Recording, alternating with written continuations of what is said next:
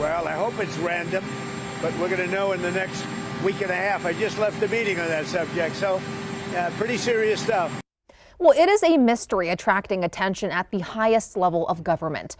10 missing or dead defense workers, many who vanished from their homes without a trace, including 4 New Mexicans. This is being handled at the highest levels of security. I can tell you whether it's the White House, the Oversight Committee on a bipartisan basis, or our office engaging directly with the agencies, local law enforcement, the FBI, we are absolutely on the case and investigating it. So the question here is, what happened to those people who disappeared or died? All of them did have access to U.S. classified information, including 4 missing New Mexicans.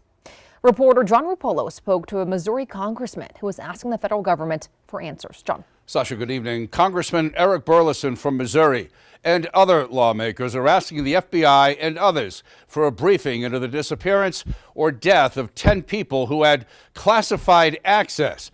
As we have been reporting, 4 are from New Mexico. He says it may have been another country taking out the nation's top scientists.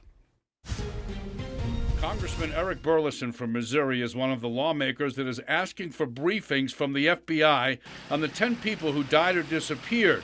All of them had access to classified information. Lawmakers wrote letters to 4 agencies, including NASA and the FBI, saying the deaths and disappearances may represent a grave threat to U.S. national security. Take a look. 4 out of the 10 are from New Mexico.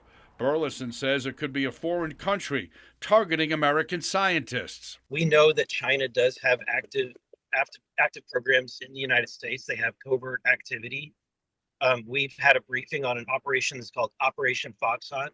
The congressman from Missouri first took interest in the 10 missing people, some of them scientists, in February, after he learned of the mysterious disappearance of retired Major General William McCaslin, who was last seen leaving his home for a hike in the Sandias in Albuquerque. Has more knowledge and information than some of the highest cleared individuals in our nation. So he disappearing is in and of itself, just that alone is a potential national security threat. From New Mexico, the 4 who disappeared without a trace are McCaslin and Anthony Chavez.